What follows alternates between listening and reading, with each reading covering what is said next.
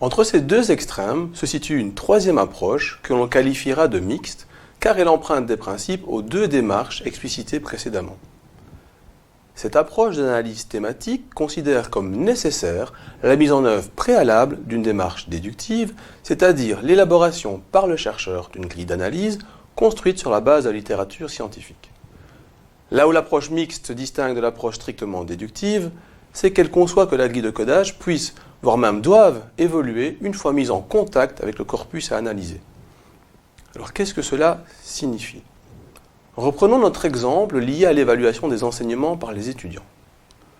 À moins d'avoir réalisé un travail théorique tout à fait exhaustif permettant d'anticiper totalement tous les aspects potentiellement abordables, il est quasiment impossible de pouvoir traiter précisément toutes les réponses produites.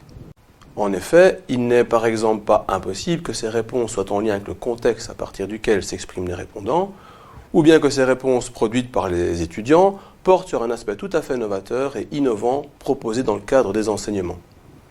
Face à cette situation, à ce type de corpus, recourir à la méthode mixte permet, par un jeu de va-et-vient entre le corpus et la grille de codage, de faire évoluer et d'enrichir la grille de codage à partir des éléments identifiés dans le corpus et non couverts par la grille réalisée a priori.